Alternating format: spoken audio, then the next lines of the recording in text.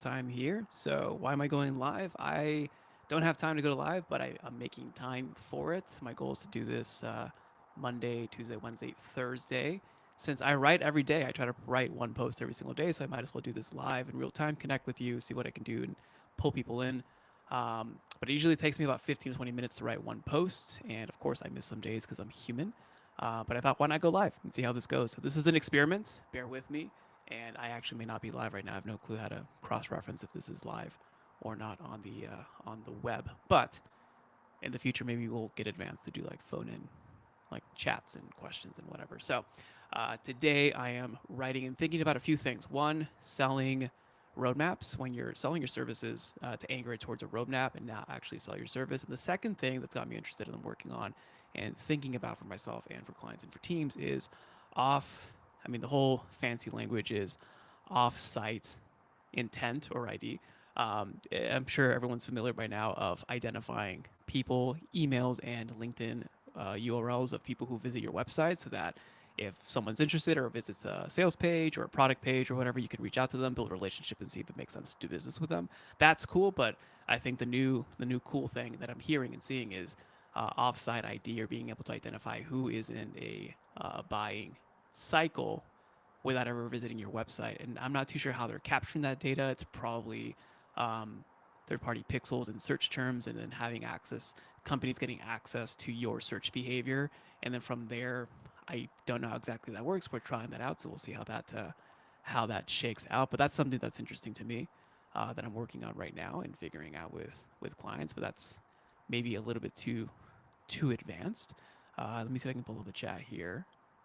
If you are in or seeing this, let me know. Let's see if we're pulling up. All right, cool.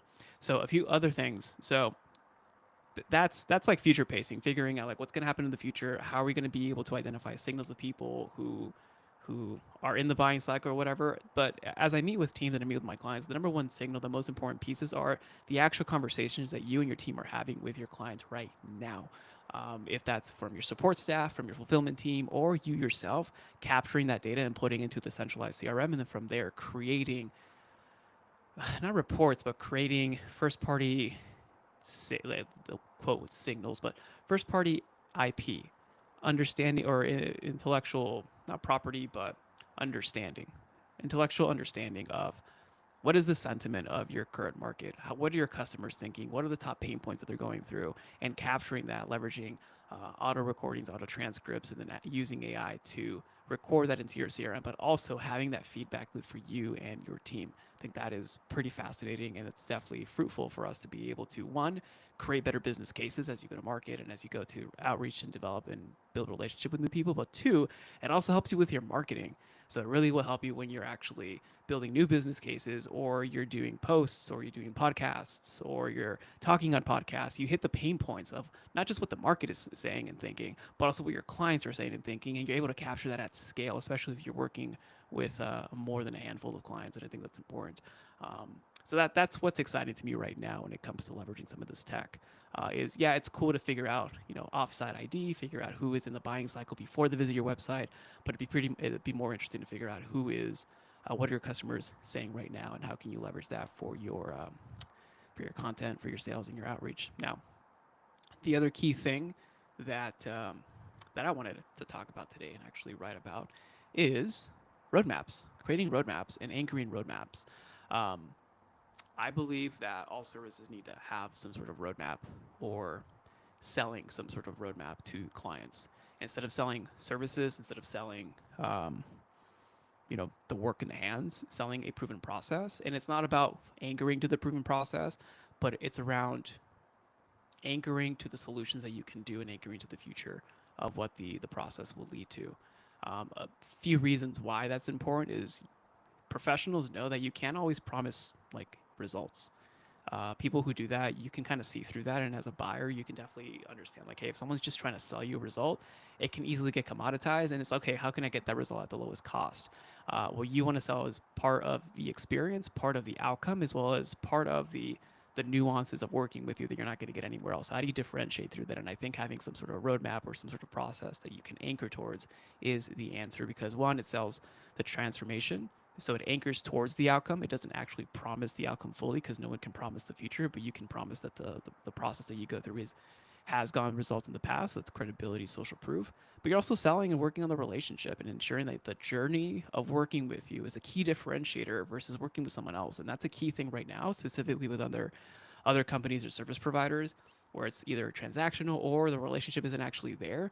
Um, Actually wanting to showing that you're hungry and working for the business is, in my opinion, missing. Like someone who I'll give you an example. I got on a call with someone and they were mentioning how they don't want work with everyone and they're very selective with the clients they work with, which is great. Everyone does that, but it didn't sound inviting for me to want to bite or for me to actually say, "Oh, I would like to work with you," because it was I was the buyer or that on the other side of the call that time. So if you're giving off vibes or energy that you don't want to work with someone or that the experience with you is very selective, then it's like, is that really the best client experience for you? And when I flipped the scripts, like, oh, I guess you don't want growth or there's no opportunity for you to get new clients right now.